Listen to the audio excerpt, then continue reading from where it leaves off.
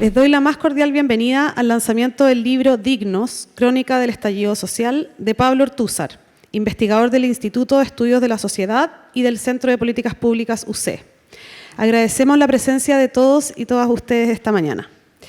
Para iniciar esta ceremonia, queremos invitar a entregar unas palabras de bienvenida a Ignacio Irarrázaval, director del Centro de Políticas Públicas UC. Muy buenos días, muy bienvenidos, muy bienvenidas a la Universidad Católica. Quiero saludar, ya se anunció con mucho cariño a Claudio Alvarado, director del Instituto de Estudios de la Sociedad y profesor de la Facultad de Derecho UC, también a nuestros grandes comentaristas, a Josefina Arao, a Ascanio Cavallo y Matías Barkster, director del Instituto de Sociología, que viene en el metro, entiendo, pero viene en camino, así que no nos pongamos nerviosos. También con mucho aprecio al alcalde de Santiago, no lo veo por aquí, pero está ahí atrás, al alcalde de Santiago, Mario Desbordes, y por supuesto a Leonidas Montes, gran director del Centro de Estudios Públicos, en fin, y a tanta gente que podría mencionar que nos honra con su presencia esta mañana.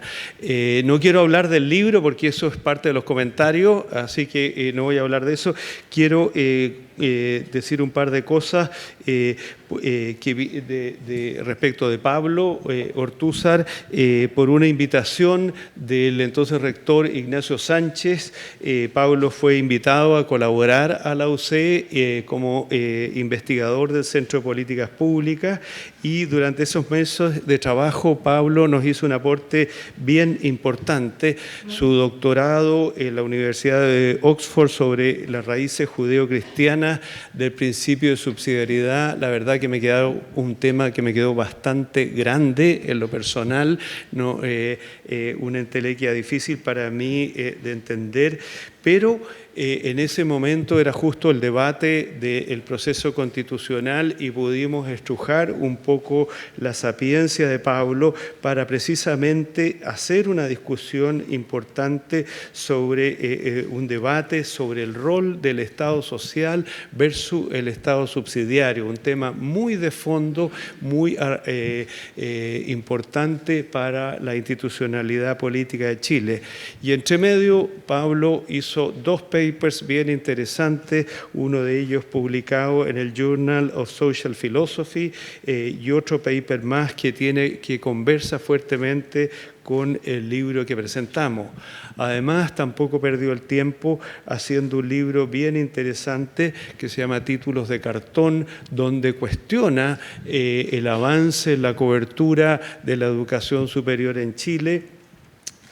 Se dio el tiempo para hablar con nuestros profesores de teología. Yo no estuve en esas conversaciones, pero me imagino que deben haber sido bien elevadas sobre los principios judeo-cristianos del principio de subsidiariedad.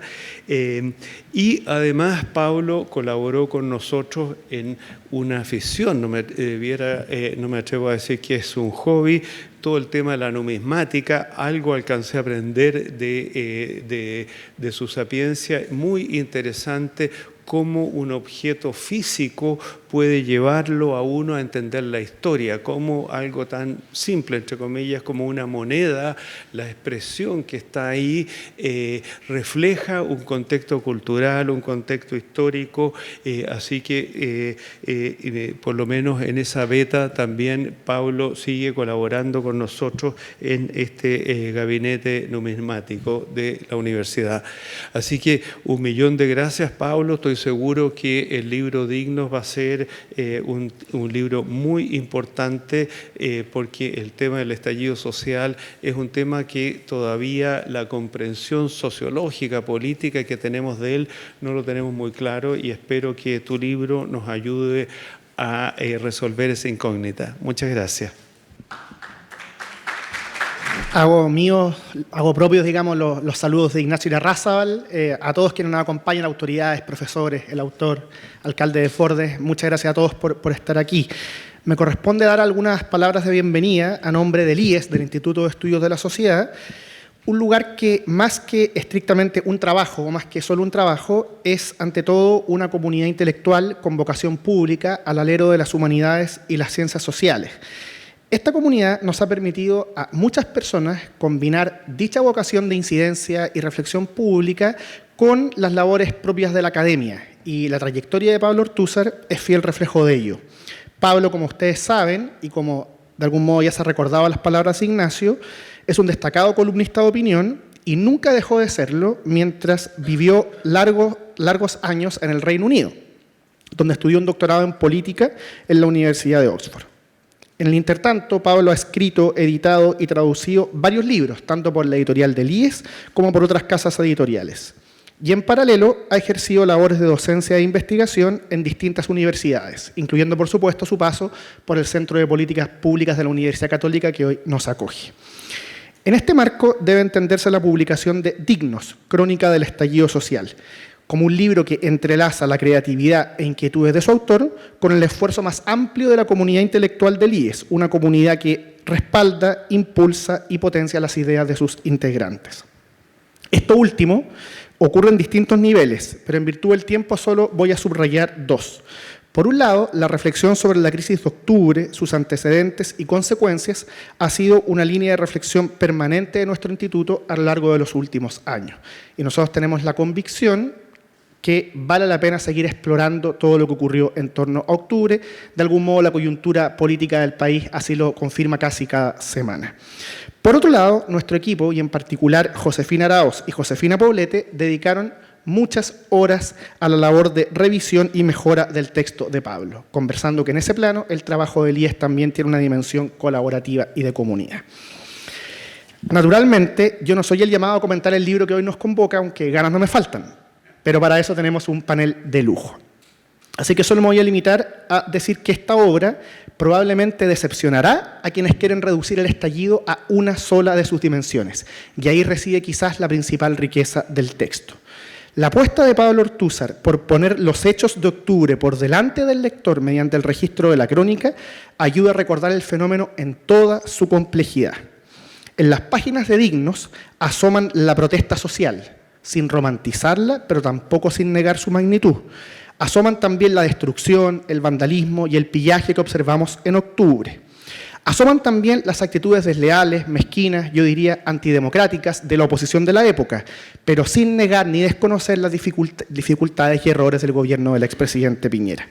En fin, parafraseando un ensayo sobre el mismo periodo, en el libro de Pablo Ortúzar aparece en toda su complejidad tanto la benzina como el pasto seco que caracterizó la crisis de octubre. Quisiera finalizar estas breves palabras con una anécdota y los agradecimientos del caso. La anécdota. Quizás Pablo no se acuerda, pero nosotros nos conocimos hace más de 15 años en una pequeña reunión realizada en la sede de un grupo político. El objetivo de la reunión era conversar sobre el futuro del pensamiento y la práctica política conservadora en Chile, la política del conservadurismo en Chile. En esa reunión también participaron otras dos personas. Los cuatro éramos muy jóvenes en ese minuto, el tiempo algo ha transcurrido. Esas personas después llegaron a ocupar roles muy importantes. Uno fue un destacado subsecretario, el otro un asesor legislativo también de importancia. Por supuesto, ni Pablo ni yo nos dedicamos a la vida política de primera línea. Y yo no sabía que luego trabajaría pocos años después junto a Pablo Ortúzar en el IES. Tampoco sabía que Pablo, con su estilo punzante y su acompañamiento permanente de la conversación pública, realizaría una contribución significativa y original al pensamiento conservador sobre el que entonces divagábamos en esa pequeña reunión. Y por supuesto, menos sabía que estaría 15 años después introduciendo un libro como el que hoy día nos convoca. Cierro con los agradecimientos que son bastantes y todos muy merecidos. Básicamente a todos quienes hacen posible esta actividad. Por supuesto, al propio Pablo, por imaginar y luego escribir este libro. Al equipo del IES y en especial, como ya decía, a Josefina Araoz y Josefina Poblete por su generosa y dedicada labor de revisión y edición del texto. A Óscar Landerreche, que aceptó muy generosamente a prologar este libro. A los panelistas que nos acompañan, que de modo igualmente generoso aceptaron presentar Dignos. A Ignacio Larrázaval y al Centro de Políticas Públicas UC por todo su apoyo y la organización de este evento, y a todos ustedes por acompañarnos hoy día. Muchas gracias.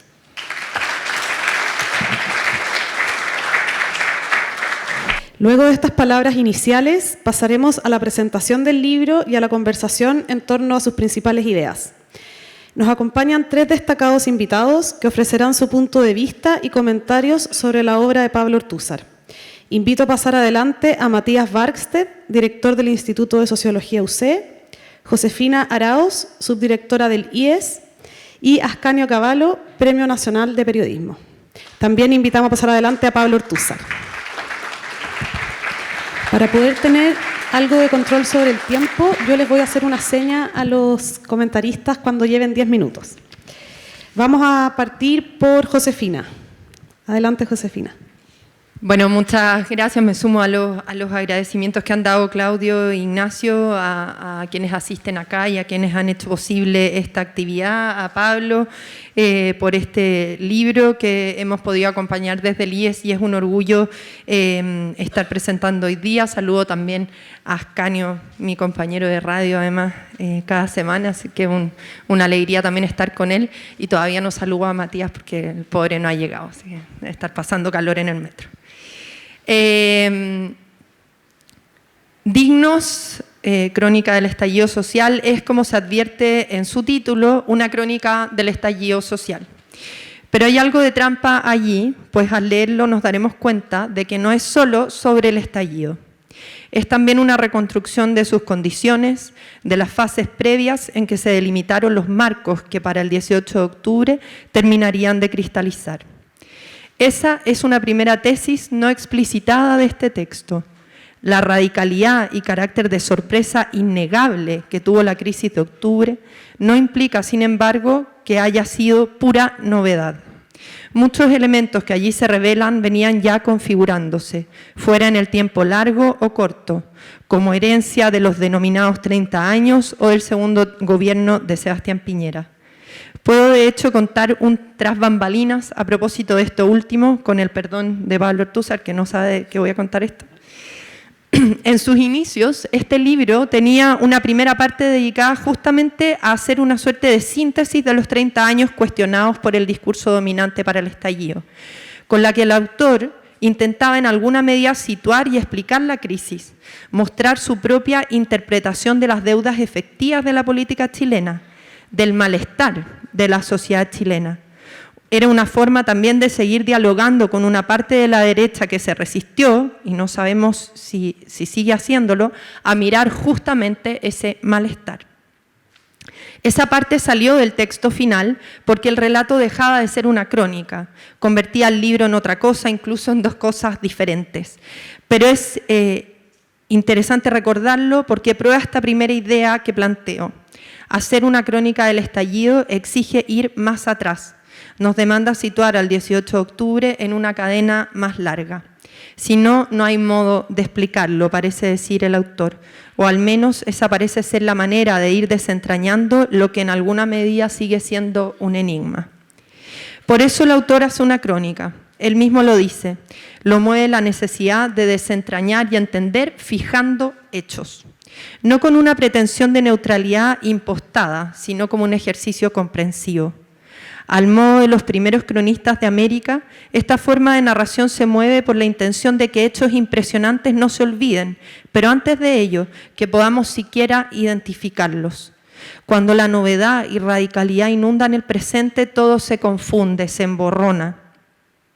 La intensidad del estallido tiene eso, que se nos olvida lo que pasó, la sucesión de los hechos. Creemos que algo ocurrió en tal momento cuando fue antes o después. Esa es parte de la experiencia de lectura de este libro.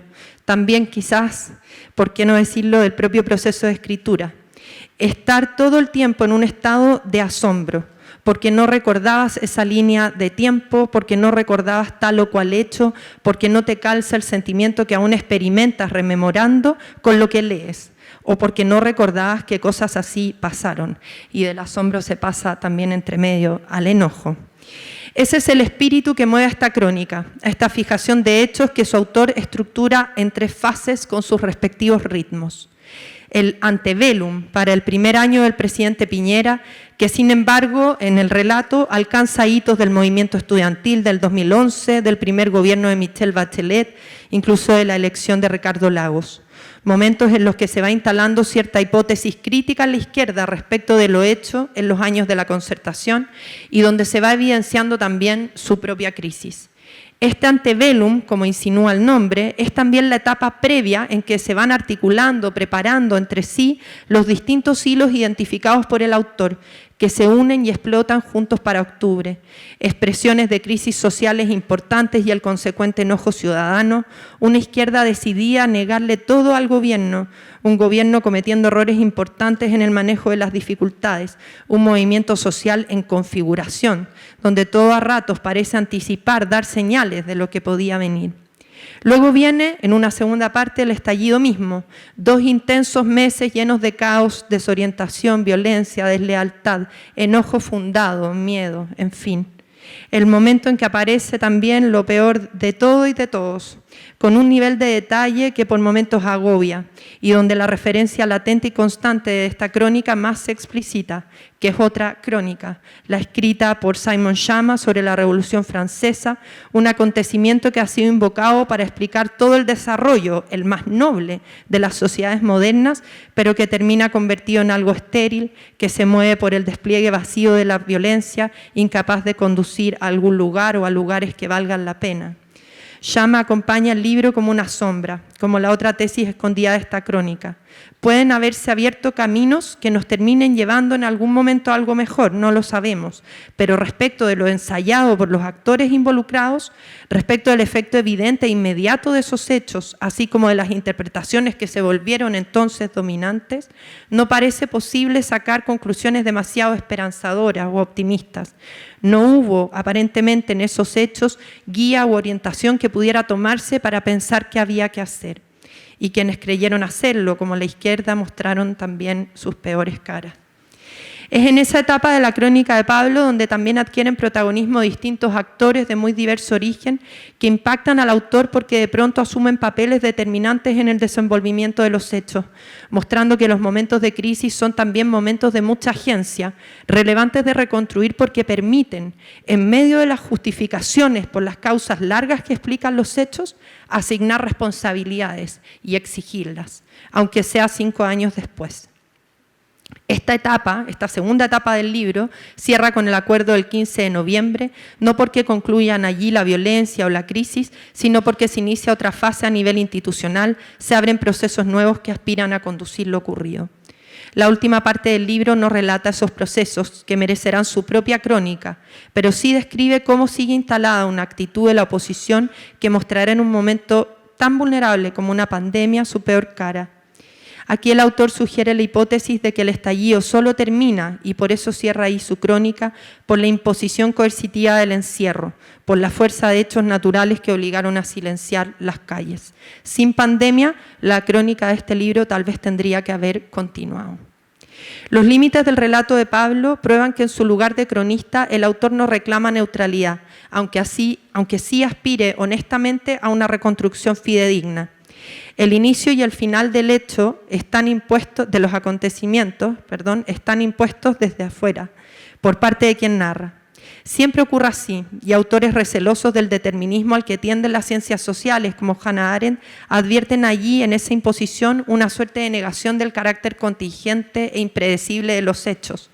Poner inicio y término es encadenar los acontecimientos y asumir una causalidad entre ellos que nos hace pensar que estaba todo destinado a ser como fue.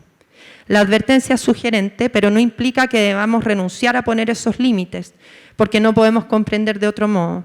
Y al menos en esta crónica, esa fijación del marco temporal no refleja un determinismo en quien escribe, sino que más bien muestra la conciencia de la fluidez de la historia.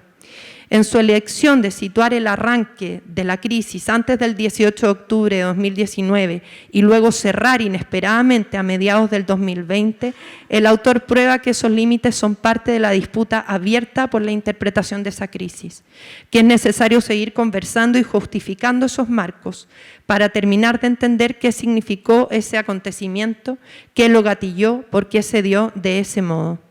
En ese sentido, para quienes creyeron saber plenamente entonces lo que ocurría, este libro será una experiencia difícil, porque refuta las hipótesis dominantes de lado y lado. que no hubo despertar ciudadano, pero sí un enojo radical que fue indulgente con la violencia, que no fue pura criminalidad, pero la violencia fue un eje dominante y estuvo transversalmente distribuida, que hubo espontaneidad y fragmentación en las manifestaciones ciudadanas, pero también apuestas dirigidas y articuladas desde mucho antes, que estaban a la espera de una crisis de esa naturaleza para sacar provecho, que no hubo un gobierno infame a cargo, pero sí una profunda desorientación para conducir la crisis que se incubaba desde antes, y una posición dispuesta a todo, y que sorprendía también ante los hechos que parecían poner la historia de su lado, había fijado hace buen tiempo la disposición que tendría frente al Ejecutivo, había decidido qué significaba Sebastián Piñera y, por tanto, que no verían allí a la República a la que debían lealtad. Que el acuerdo del 15 de noviembre disminuyó la violencia callejera y dio causa institucional a una crisis que nos tuvo literalmente al borde del abismo, pero luego de que la oposición hubiera puesto al límite la institucionalidad, fijando condiciones al gobierno para dialogar con él, sentando ya entonces precedentes que afectarían el derrotero seguido por el proceso constituyente.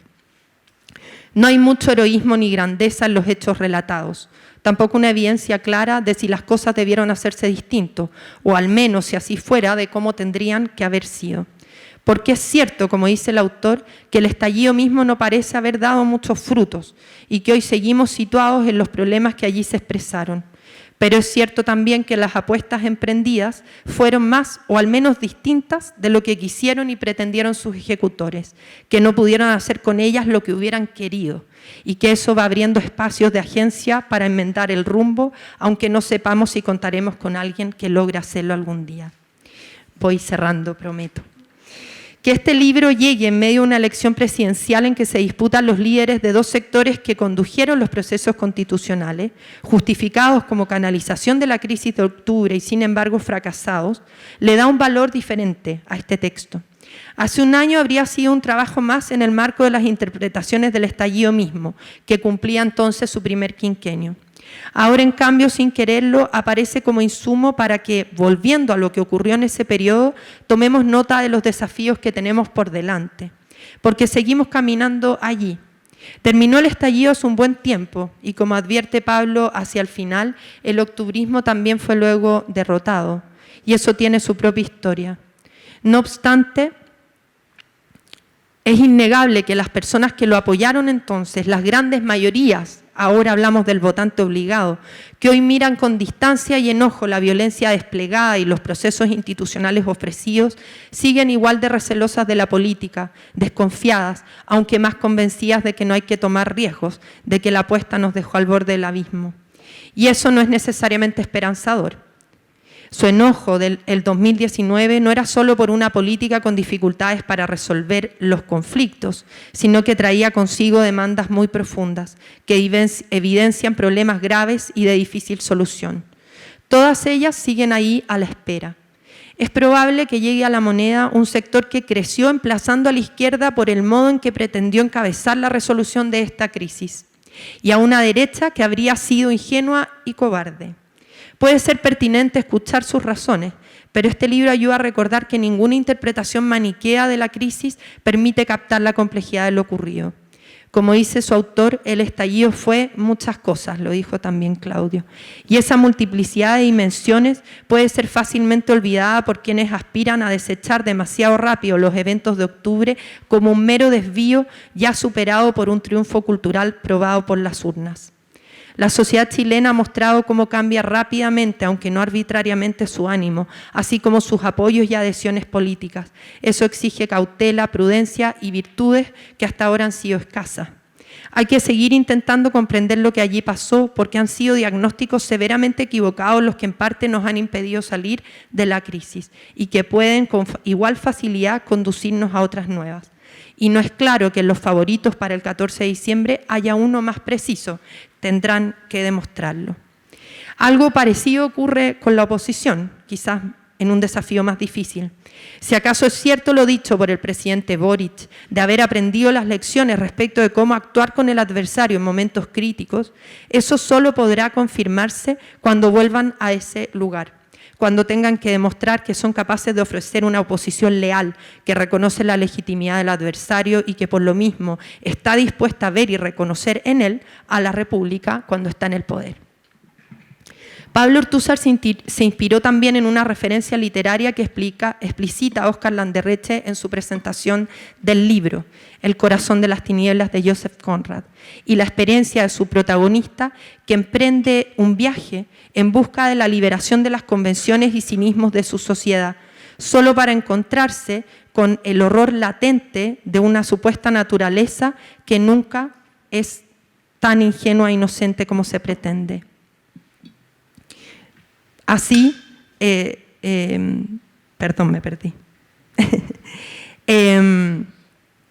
Vuelve así, retorna así de su viaje para reconciliarse con los claroscuros del lugar del que provenía y del que quería escapar. Esto quizás ayuda, esta referencia quizás ayuda a terminar con cierta esperanza la lectura de esta crónica, en una interpretación quizás algo diferente de la de Óscar y tal vez del mismo Conrad. Que hundirse en la oscuridad de esta crisis, ir al corazón de las tinieblas, sea una forma de reencontrarnos sin complacencia, pero tampoco con resignación, con las convenciones, las normas, las opacidades, las injusticias, las deudas pendientes de nuestra cultura. Porque no es que haya que someterse a su falsedad, porque la alternativa a ellas sea peor. El desafío tal vez sea descubrir cómo es que en esas convenciones, en nuestras injusticias, en nuestras deudas, en lo que tenemos, también en nuestras miserias, se resguarda también todo lo ganado y que vale la pena cuidar. Muchas gracias.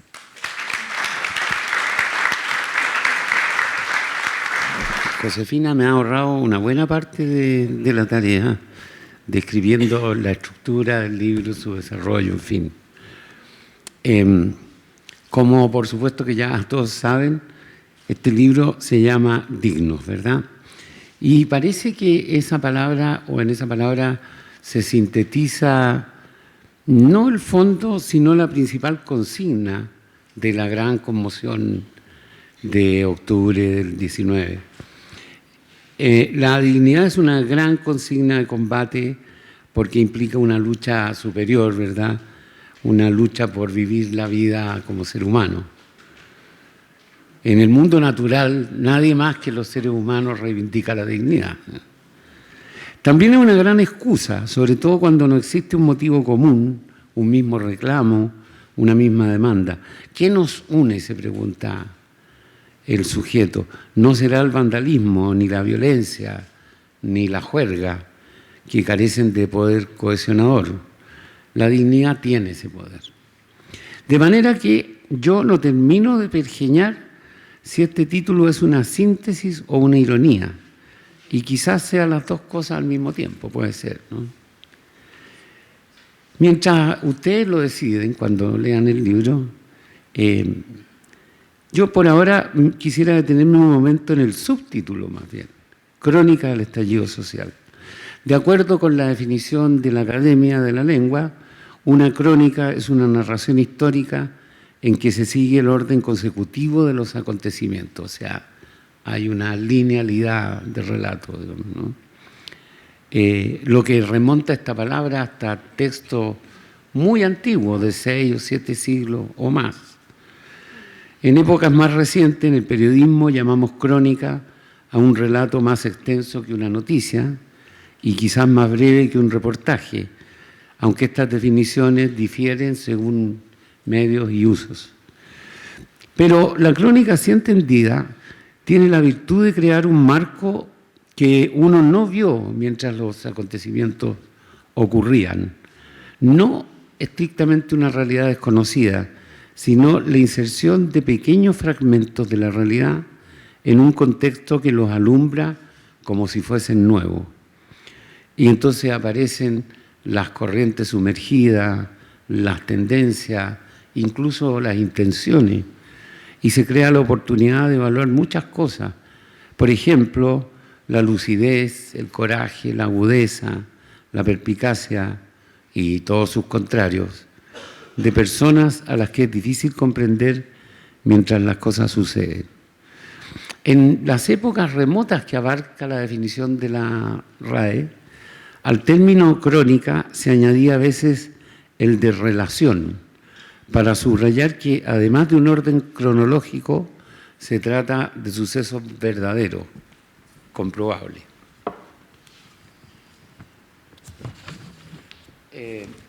Es un poco tautológico porque la misma base pertenece a la crónica. Pero el propósito es reafirmar la veracidad, a menudo porque el relato mismo parece inverosímil. La obra fundante de la literatura chilena se llama Crónica y relación copiosa y verdadera de los reinos de Chile, y fue escrita alrededor de 1558 por un tal Jerónimo de Vivar. La existencia de Jerónimo de Vivar ha sido un asunto polémico, porque al parecer nadie con este nombre figura en el círculo más cercano a Pedro de Valdivia, cuya vida es central en esta narración. Hasta donde sé, nadie ha puesto en duda la existencia de Pablo Ortúzar, a pesar de que este libro, una crónica y relación copiosa de lo que sucedió en Chile antes, durante y después del 18 de octubre del 19, no está en el estilo de la producción que le conocemos. Lo que propone es una relación que comienza en el 2018, el primer año del segundo gobierno de Sebastián Piñera, donde encuentra muchos signos de lo que va a suceder más tarde. Por ejemplo, la intensa agitación de los estudiantes secundarios o el paulatino desplazamiento de la centroizquierda hacia el mundo del Frente Amplio, algunas de cuyas fuerzas hundían sus raíces en la izquierda revolucionaria de los años 60. O el final del segundo gobierno de Michelle Bachelet, donde queda claro que su proyecto para un tercer periodo sería el reemplazo del modelo institucional chileno. La crónica deja ver con nitidez la dirección y la convergencia de estos proyectos. A fines del 2018, después de la muerte del comunero mapuche Camilo Catrillanca a manos de la policía, todo el escenario está dispuesto para que sobrevenga el segundo año del gobierno. Sebastián Piñera le temía esto, pero no en su lado político, sino más bien en el supersticioso. Decía que el segundo año era el peor de los gobiernos, que si se lograba pasar esa valla, después todo mejoraba, como si se tratara de superar un conjuro. En los días tremendos de noviembre del 2019, decía que estábamos a punto, que en cosa de semanas debía comenzar la recuperación económica, que ya habían dado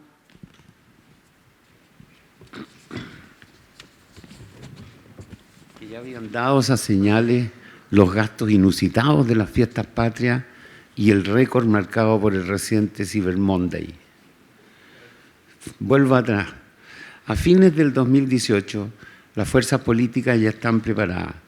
Las de la oposición son enormemente superiores a las del oficialismo, no en votos, sino en organización y diversidad. Y lo que tal vez es más importante, en esa oposición prevalecen además las fuerzas más radicalizadas, las que se identifican como proyecciones de los grupos que no pudieron derrotar por las armas a Pinochet.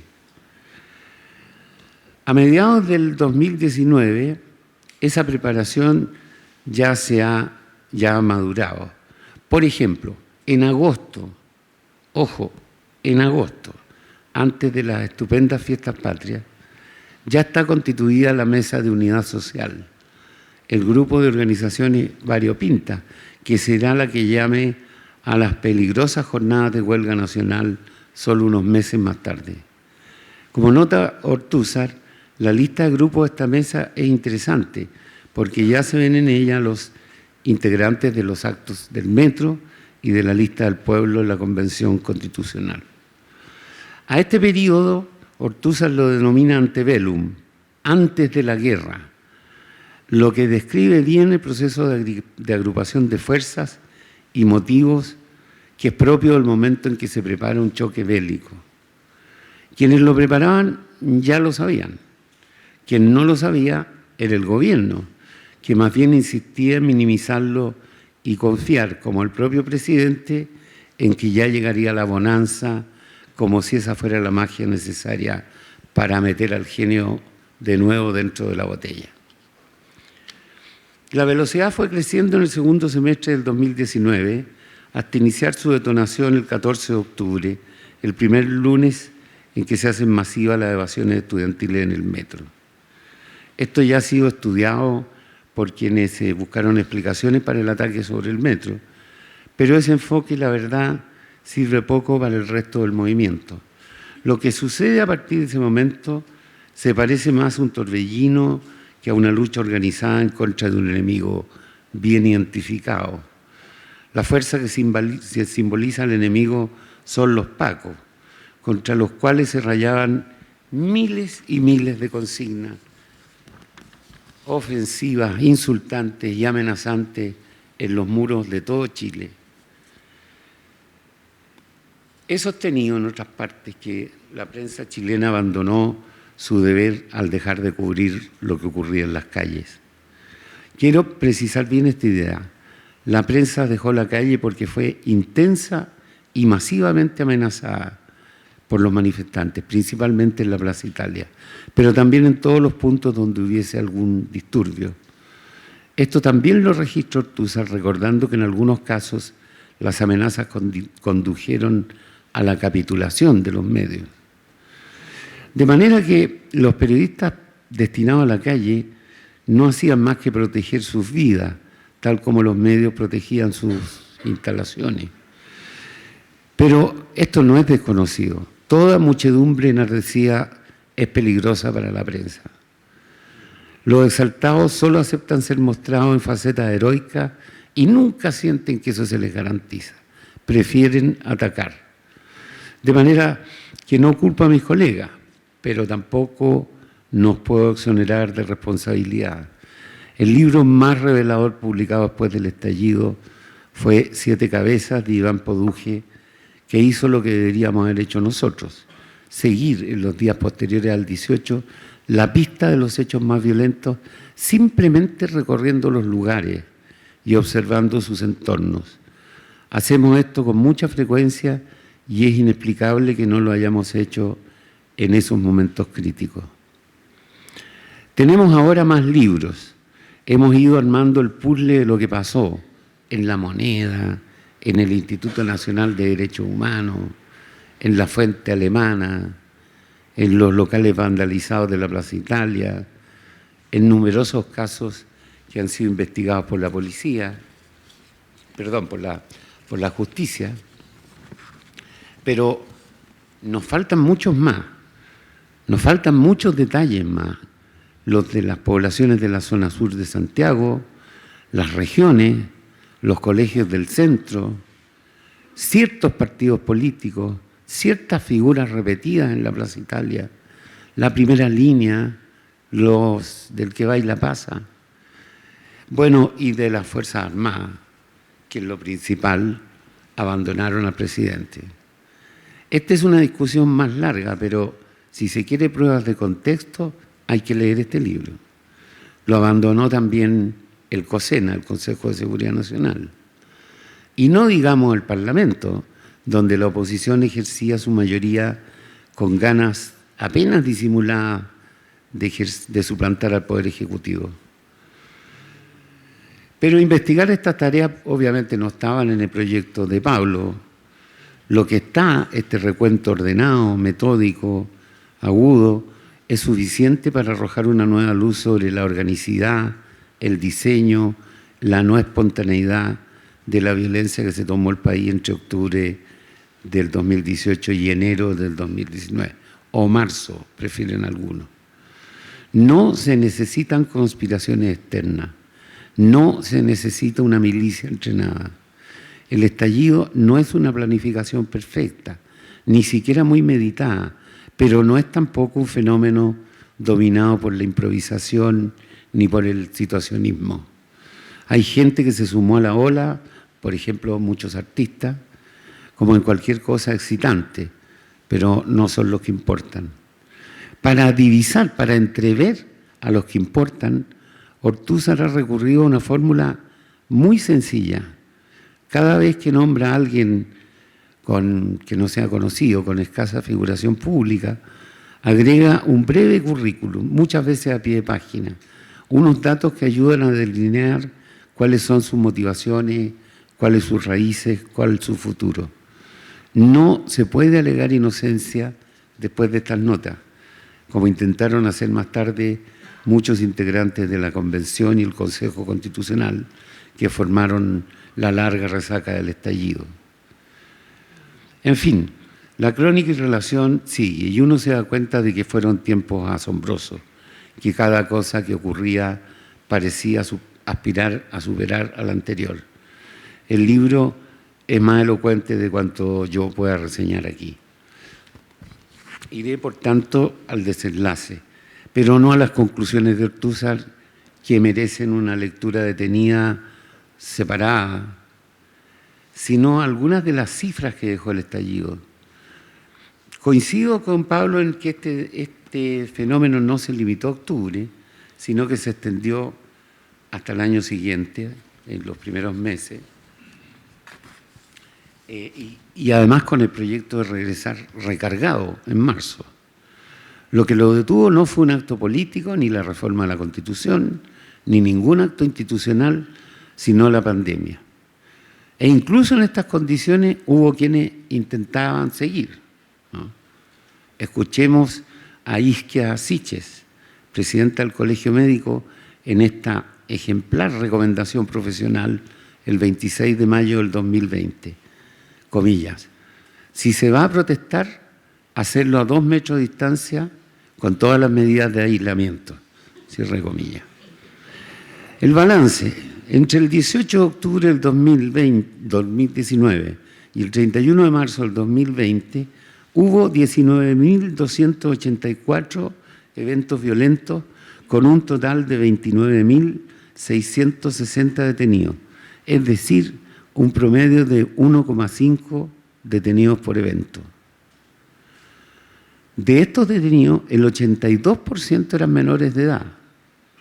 Y de las 5.084 personas que finalmente fueron formalizadas por algún delito, 4.000 lo fueron por saqueos. En contrapartida, hubo 8.827 denuncias por violencia institucional, de carabineros, casi todas, lo que representaría un 45% de los eventos si en cada evento hubiera solo un denunciado. Una encuesta del Núcleo de Sociología Contingente de la Universidad de Chile halló que de los asistentes a la Plaza Italia, el 75% tenía menos de 39 años. El promedio de edad en la plaza era de 33 años. Y del total, un 55% tenía estudios superiores y un 10,4% algún título de posgrado. Muchos títulos, poco empleo. Los daños en infraestructura fueron calculados en 5.000 millones de dólares y los de los saqueos en otros 3.000 millones de dólares, lo que, según anota Ortúzar, equivale a 13 veces las pérdidas producidas en Francia con la insurrección de los chalecos amarillos. El PIB cayó un 2,1% en el último trimestre, el del despegue del 2019, y la fuga de capitales hasta el 2021 llegó a 35.000 millones de dólares. La suma de todo esto supera largamente los daños del terremoto del 2010. Pero para los manifestantes esto no era relevante, ¿no? Porque no eran sino cosas o economía, dos conceptos que no podrían competir con el de vida. La cuestión del rechazo a las cosas, a la materialidad del mundo, es un viejísimo tema de la filosofía, desde Platón a Rousseau, y suele reunir a variantes del cristianismo, ¿verdad?, con algunas del marxismo, y con Nietzsche, y con Heidegger, y hasta con Goebbels, si quieren. Aquí se juntan prácticamente todas las zonas polares, digamos, del pensamiento, que es algo bien parecido a la coalición de idealistas, digamos, que logró hacerse de las plazas en octubre del 2019. Esta narrativa, vida versus cosas, ayudó a sostener tanto el movimiento como la violencia. Ortúzar explora esta idea que sin duda es uno de los hallazgos más significativos del libro, el modo en que una retórica simbólica sostiene y confirma la agresión. Nada muy distinto de una guerra. Piñera lo dijo mal, como por lo demás solía hacerlo, pero no estaba del todo equivocado. En octubre del 2019 le fue declarada una guerra personal, cuya victoria total era su defenestración y la victoria parcial fue la entrega de la Constitución. El octubrismo, entendiendo como el movimiento de izquierda que rinde memoria y culto, estoy citando a Pablo Ortúzar, a esos días de violencia, siguió vivo y activo hasta la Convención Constitucional del 2022 con el protagonismo de la Lista del Pueblo. Quizás el fin del octubrismo pueda datarse el 12 de abril del 2022, cuando se retiró el último constituyente que quedaba en esa lista. Para la disolución de la convención en julio del mismo año ya no quedaba ninguno. Y para septiembre, cuando una mayoría votó por rechazar el proyecto de la convención, el octubrismo ya había pasado a ser un adjetivo vergonzante. Pero, ¿está muerto? Ortúzar no es muy explícito en esto, pero me parece que él no lo cree como yo tampoco lo creo.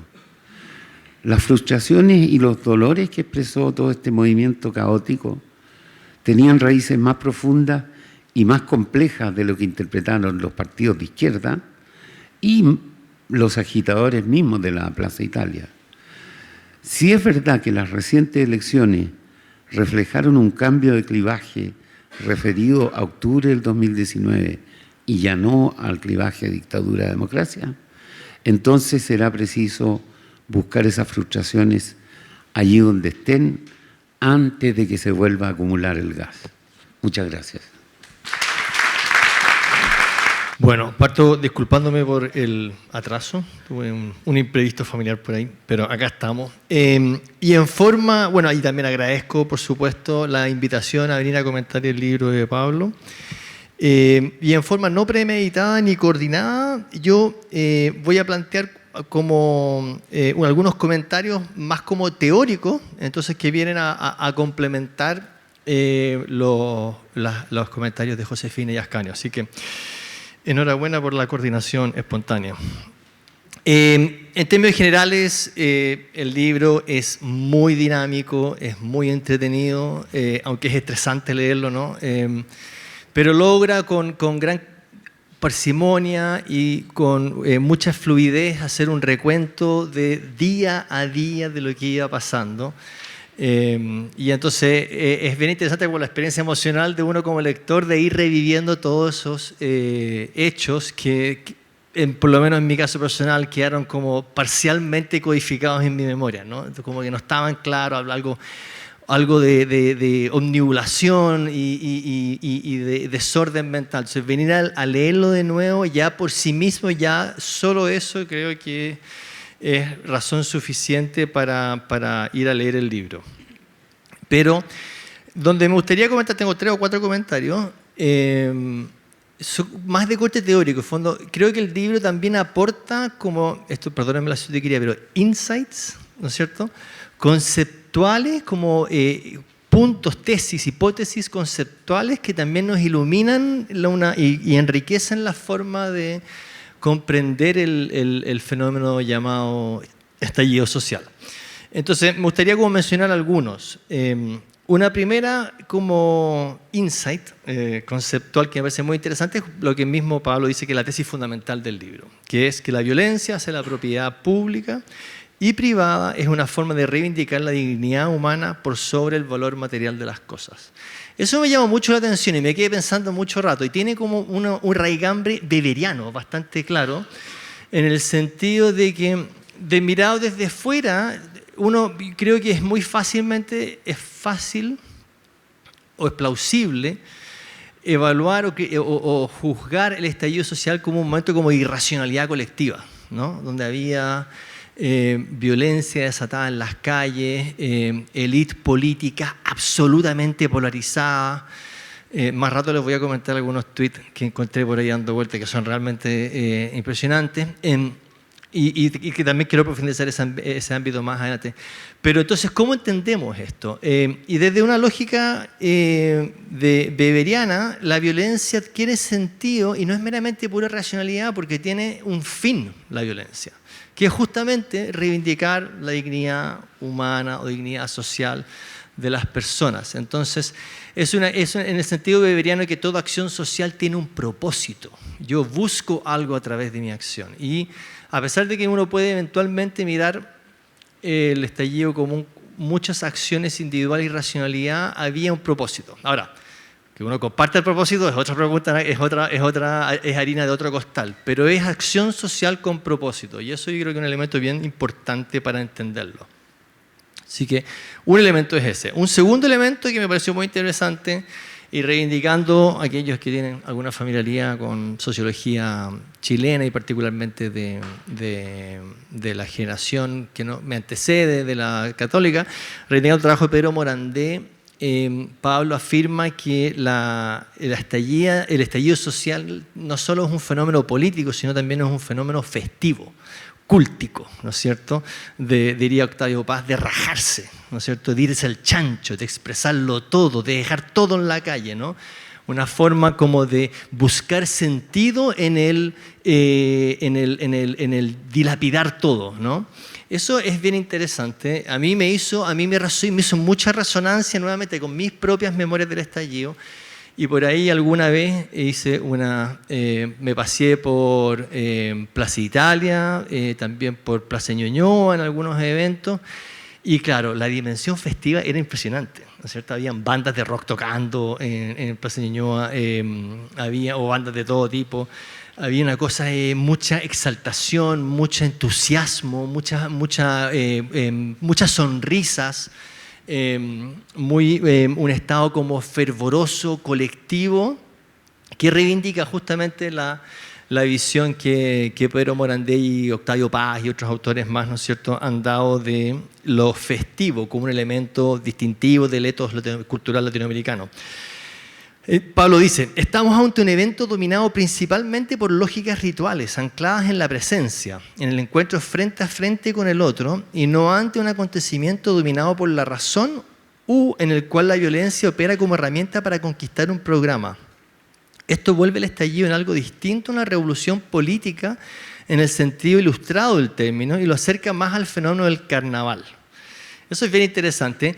Personalmente yo creo que en esa frase, y esto es algo que no hace el libro, porque esa frase hace un poco, subestima la dimensión política del estallido, dándole más énfasis a un evento festivo. Y yo creo que el estallido es intrínsecamente también un fenómeno político, no necesariamente político deliberativo, es un fenómeno político, yo creo, de mucha exaltación emocional, que me va a llevar a un comentario posterior. Pero es un fenómeno que tiene la reivindicación de la dignidad humana, va muy de cerca, creo yo, con un afán de desestabilización del sistema político, ¿no es cierto?, y en particular del gobierno de Piñera, como han comentado previamente. Haciendo eco a los comentarios de Ascanio, también me pareció súper interesante la heurística o la posición entre vida y cosas, que es una heurística interpretativa que va recorriendo todo el texto. Entonces el texto, a pesar de que se dice que solo es una crónica, pero es una crónica pero con elementos conceptuales que subyacen, entonces que enriquecen también no solo como el registro histórico de los eventos, pero también enriquece conceptualmente en términos interpretativos lo que estaba sucediendo ahí. Y ahí, bueno, también lo mencionaba Ascanio, una breve referencia a eso nada más, pero esta idea de que la anteposición entre cosas y vida va tomando distintas formas en distintos momentos. Entonces, en el momento álgido del estallido, las cosas sirven para reivindicar a la dignidad humana, ¿no es cierto? Entonces se puede gastar, se puede dilapidar las cosas en aras de este propósito superior de reivindicar la dignidad humana. En otros momentos adquiere una nueva relación entre cosas y vidas, como el momento de la pandemia, donde se busca también, entre comillas, dilapidar, o desde el mundo más de la izquierda, que presionan mucho al gobierno de Piñera por extremar las medidas del gasto social en aras de auxilio a la población. Entonces las cosas tienen un valor de sostener la vida física, no la dignidad, sino la vida física en este caso. Y entonces, esta es una heurística interpretativa que va a ir recorriendo todo el texto, que lo hace también, que lo enriquece, que es muy interesante. Y por último, un tercer elemento que es, creo que uno de los que queda mejor reflejado en las crónicas y que también da para mucha reflexión, y que también han comentado Josefina y Ascanio, es la intransigencia y yo diría nivel extremo de adversarialidad, si se puede decir algo así, que adquieren ciertos grupos políticos dentro del contexto nacional y en particular más bien el mundo de la izquierda. Pero no solo las élites políticas, sino también segmentos importantes de la población. Esto también ha sido discutido por Carlos,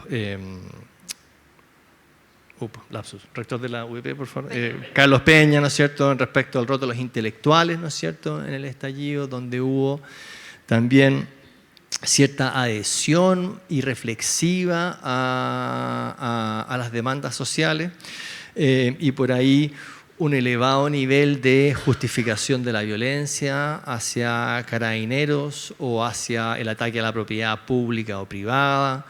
En general, una elevada defensa a los repertorios violentos de protesta social, una admiración juvenil y más bien romántica, por ahí también lo dice Pablo en el texto, a la primera línea.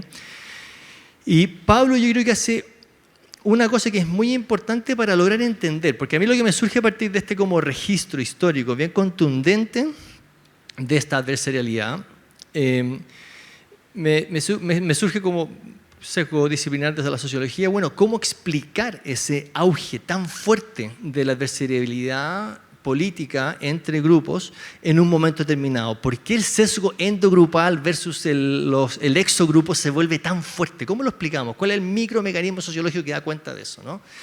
Y yo creo que hay dos. Uno lo explica Pablo y otro lo vengo a proponer yo acá, pero el registro de Pablo, la crónica permite en el fondo sostener eso.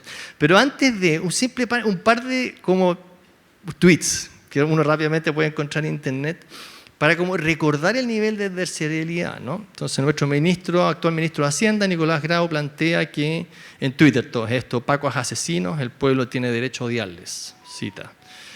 La exministra de Cultura, Julieta Brodsky, menciona en algún tuit también en la época, ya no puedo ver más videos de pacos, y todo esto citado, pacos y milicos golpeando y matando gente. ¡Qué horror, CTM! La actual delegada de la región metropolitana, Constanza Martínez, si quiero prenderle fuego a algo, que sea a la iglesia y a la constitución de Pinochet. El subsecretario de Políticas Públicas, Cristóbal Cuadrado, contó en Twitter que su madre diabética ha estado, cito, toda la semana angustiada por el coronavirus, esto al inicio de la pandemia, preocupada que se va a morir del famoso virus, cierra comillas, y después agrega otro mensaje. Yo tratando de explicarle que el riesgo es mínimo, que no hay casos en Chile y que es más probable morir de gripe o porque te mate un paco en la calle. Estos son autoridades, todas políticas de gobierno relevantes, ¿no es cierto? Entonces, ¿cómo entender sociológicamente, no normativamente, sociológicamente esa adversarialidad? Yo creo que un elemento importante que lo contiene Pablo en su texto es la eventual preparación. El estallido no es un evento sociológicamente en un vacío, nace entre otras cosas, por una crisis de legitimidad de las élites, de credibilidad de las élites muy importante, nace, pero también porque hay movimientos sociales desde 2006, 2011, ahí depende de uno cómo lo quiera poner, que están sistemáticamente, ¿no es cierto?, desde la lógica de los movimientos, más impugnatoria, ¿no es cierto?, con contenido, con tono moralizante más fuerte que desde el mundo de la política institucional, ¿no es cierto?, cuestionando sistemáticamente ciertas estructuras sociales en Chile. Y eso de alguna forma está en la base del estallido. Pero el estallido lo lleva como, está esta base, pero el estallido lo lleva como a 2.0. Y entonces, ¿cómo pasa? Y bueno, hay una posibilidad, y esto es meramente especulativo, es bien hipotético, es que hubieron los grupos políticos, en este caso el mundo más bien de la izquierda, se vio atrapado por dos emociones en particular. Y acá estoy citando, apoyándome en el trabajo de un filósofo noruego que se llama Jon Elster, que dice que generalmente las emociones son un componente fundamental de revueltas populares, revoluciones en la historia, y por ahí tiene varios textos de que analiza distintas revoluciones como la francesa, norteamericana, poniendo mucho énfasis en el de las emociones. Y él dice que hay dos emociones que son muy fuertes en contextos de revueltas populares, que tienen gran capacidad de movilización, pero que sus consecuencias son bastante inciertas. Y son la rabia o la ira, eso es bastante obvio, y segundo, el entusiasmo.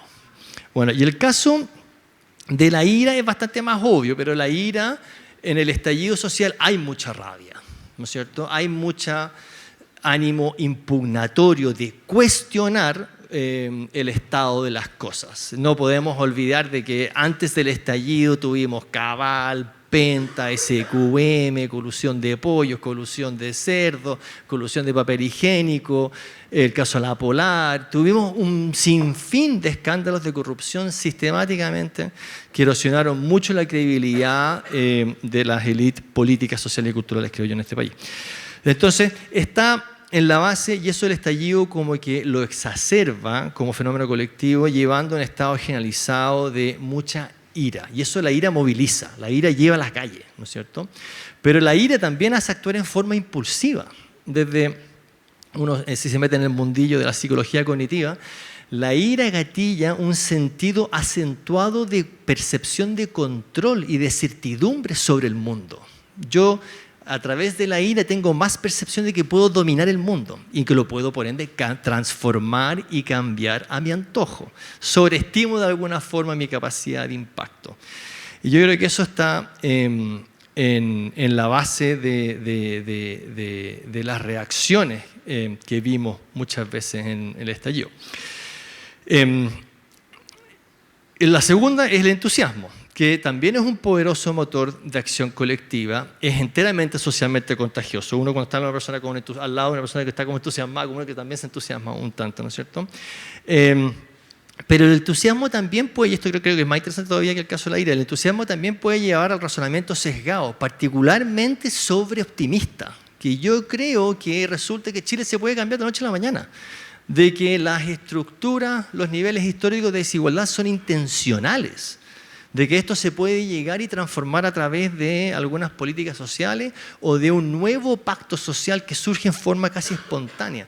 De alguna forma, el entusiasmo combinado con la ira nos llevan a minimizar las dificultades de los desafíos sociales. Nos lleva a subestimar las necesidades de coordinación necesarias para poder, por ejemplo, salir de dificultades sociales. Entonces, yo creo que cosas como Chile despertó por un nuevo país, el rechazo vehemente a negociar con el gobierno de Piñera distintas salidas, en forma enteramente irresponsable, dado lo que estaba en juego, ¿no? Como dice bien Pablo en el texto, este país tuvo al borde de la caída un gobierno democráticamente elegido. El caos social y la inestabilidad política que puede derivar de eso, ya lo hemos visto muchas veces en la historia, en países en la región, es bastante agudo y eso puede tener consecuencias nefastas para la calidad de vida de la población. Entonces, yo creo que entonces al final del día, introduciendo los elementos, dos elementos como los estados emocionales que se apoderaron de segmentos importantes de la población, creo yo que es un elemento que nos ayuda a entender un poco la dinámica de todo esto que pasó.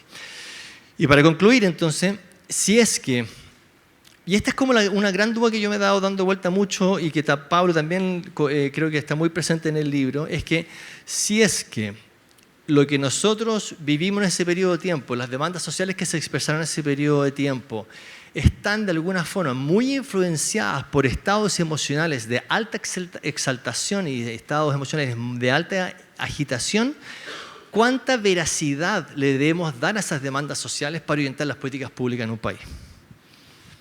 Yo creo que la respuesta no es decir, no fueron importantes. No quiero ir para allá. Yo creo que efectivamente el tema de muchas de las reivindicaciones sociales del estallido son fundamentales, pero la forma en que la abordamos es justamente con poco entusiasmo y con poca rabia, justamente con mucha reflexividad, con mucha altura de miras, con mucha visión de largo plazo, cosas que infelizmente no estuvieron creo yo, en ninguno de los dos procesos constitucionales. Y entonces, de alguna forma, las deudas sociales de un Estado que nivele la cancha de forma efectiva, con una educación pública de alta calidad y acceso a la salud pública de calidad y cosas por el estilo que uno puede ver en países desarrollados, que es como el norte. Eso todavía está en la agenda, creo en el largo plazo, no hay que olvidarse de eso, pero tenemos que abordarlo con reflexividad. Muchas gracias. Bueno, yo lo principal que quiero es agradecer a todos los que están acá presentes. No puedo verlos, pero puedo percibirlos porque rompí sin querer mi anteojo. Y en verdad les agradezco mucho estar acá. Y a los comentaristas en particular, al equipo del IES. Este fue un libro que en algún minuto empezó a crecer, a hacerse como inmanejable. Hubo que recortarlo, reescribirlo, reordenarlo. O sea, el viaje al corazón de las tinieblas es algo que describe en muchos niveles la producción del libro, digamos. Y todos estuvimos al borde de la locura en el viaje, sin duda. Pero al final, el producto final funciona, está ordenado, uno puede ubicarse en este periodo que mucha gente, la verdad es que la memoria es súper tramposa. Especialmente cuando uno está presente en estos eventos, tiene la idea de que tuvo un acceso total a lo que estaba ocurriendo porque uno estaba ahí y después uno se da cuenta que no, y que muchas veces la memoria ordena las cosas de formas que no son, y siempre es bueno poder volver a los hechos. El libro, efectivamente, una de las grandes ayudas que recibí fue la de Simon Schama, de su libro, de Ciudadanos, que explora la Revolución Francesa de una manera muy desconcertante y muy iconoclasta, como solamente alguien que viene de esa tradición, y ahí se mezcla con mis estudios sobre la tradición judeo-cristiana, alguien que toma distancia, ¿cierto?, de esta glorificación de los becerros dorados, digamos, de la historia, y que no tiene mucho respeto por los personajes ni por los eventos. Yo alguna vez le comenté a una profesora en Oxford, francesa, me dijo, no sé qué estábamos hablando, le dije, no, estoy leyendo Ciudadanos de Schama, me dijo, pésimo libro. Sí, bueno, claro, yo le dije, sí, me imagino que no le gusta, pero bueno, y Schama lo que hace es justamente entrar en la Revolución Francesa como el mar de delirios, representaciones, ambigüedades, confusiones y programas, porque hay mucha gente apostando, pensando que pueden conducir la violencia hacia un lado, hacia otro, después les revientan la cara, terminan ellos guillotinados, el que guillotinado hoy día, mañana es guillotinado, y al final es un caos demencial que Napoleón finalmente termina devolviendo al orden, de una forma que ya no es irreconocible lo que hace Napoleón en buena medida con lo que fue en los eventos de la Revolución. Entonces, esa aproximación irónica y algo escéptica a los eventos y a la capacidad humana, ¿cierto?, es la que informa en buena medida la reconstrucción que se hace. Y el otro elemento muy presente es la deformación profesional de la antropología, que en el fondo siempre estar abierto a que el ser humano puede, debido a que operamos en base a representaciones y ordenamos la realidad de manera simbólica y todo lo demás, ser bastante delirante. Y entrar en estas distinciones, operar en ellas, es también parte de mi tesis doctoral. Estuve metido ahí en las disquisiciones de los primeros cristianos, las sectas, la pelea contra los maniqueos, contra los gnósticos, que justamente pensaban que el mundo había sido creado por el demiurgo, que la materia había sido creada por un Dios malvado, y que Jesús era hijo de otro Dios, el Dios malvador, el del Antiguo Testamento, y que Jesús había sido enviado por otro Dios a redimir al mundo de la materia. Esto es tiene un peso enorme en esa época. Uno ve trazos de eso en algunas cartas de Pablo de Tarso, sin ir más lejos, están ahí. Entonces, y uno ve ese maniqueísmo operando acá, en las calles, muchas veces. En la idea de que, de hecho, una imagen que todo el mundo repetía y repetía y repetía de la violencia del estallido era el de un encapuchado que saca una televisión, un plasma, y en vez de robárselo, lo tira a la barricada. Y eso muchos miembros respetables de la sociología, de la intelectualidad, de la política chilena, consideraban que ya era lo máximo. Porque hay un rechazo al consumismo, a la materia, y esta pureza, ¿cierto? El alma, está salvando el alma. Y claro, esa polaridad se invierte ahí el maniqueísmo se modera o cambia durante la pandemia, porque hay que salvar el cuerpo, que es una cosa. Y ahí se les pasó un poco el desprecio por el cuerpo, digamos. Entonces, efectivamente hay una transformación, porque el cuerpo vuelve a ser algo relevante. También es interesante que comparando el libro de la Revolución Francesa con el estallido social, que nosotros no alcanzamos niveles de violencia asesina como los franceses. O sea, en Francia la sangre llegó al río literalmente, digamos, una y otra vez. Que en el fondo la revolución se regaba con la sangre de los tiranos y los aristócratas y todo el cuento. Y aquí, por este código de vida contra cosas, la violencia efectivamente fue dirigida a las cosas. Y el único punto como de frontera eran los carabineros, que eran entre cosa y persona, que eran como un signo de muerte, y por eso sufrieron la peor parte en muchas de estas situaciones. Pero bueno, esa es la otra entrada, que es desconcertante y que también genera como una visión irónica. Y la influencia más importante siempre para mí es Agustín de Hipona, que en su, ¿cierto? La ciudad de Dios intenta explicarle a los romanos por qué Dios dejó que saquearan Roma. Y los romanos estaban muy enojados porque decían si Dios era tan poderoso, ¿por qué dejó que saquearan Roma? Si se supone que nos dijeron que si dejábamos de ser paganos no íbamos a pasar como a un mejor plan con este Dios. Y ahí Agustín lo que dice es como pone las cosas en perspectiva, asume una mirada que es irónica, que se distancia del objeto. También es divertida cuando vuelve a describir la fundación de Roma, así como una reunión de ladrones y patanes, digamos. Y les dice, es que esto no... Nadie tiene la suerte, digamos, clavada. Y la verdad es que hay cosas más importantes. No sé, bueno, pero en el fondo el punto es que ¿cómo se puede decir? Es bueno aproximarse a la realidad humana como si no fuera tan seria, en algún sentido. Tan seria como se pretende cuando la gente actúa. Porque hay algo de ridículo en esa acción, en creerse el cuento demasiado, y el estallido está lleno de esa seriedad.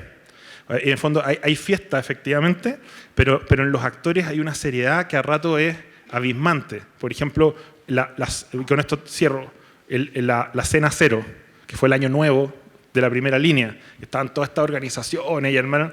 La descripción, porque ellos hacen la organización hace como su propio rinde cuentas de lo que pasó. Todo está empapado como de una buena voluntad, de una cosa heroica, que es francamente ridícula. O sea, todo acto es como heroico, bueno, transparente.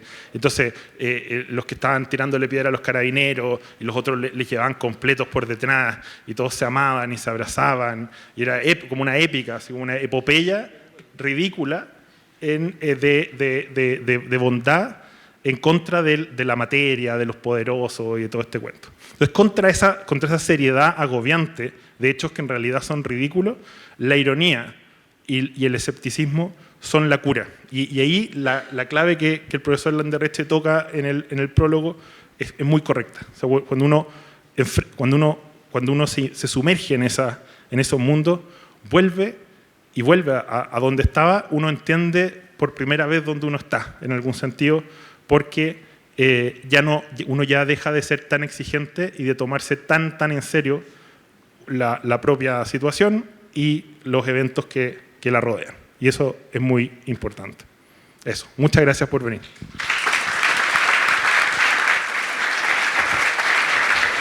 Bueno, muchas gracias a todos. A nombre del Instituto de Estudios de la Sociedad y el Centro de Políticas Públicas los invitamos a un café y ahí también tendrán la posibilidad de comprar el libro. Muchas gracias a todos.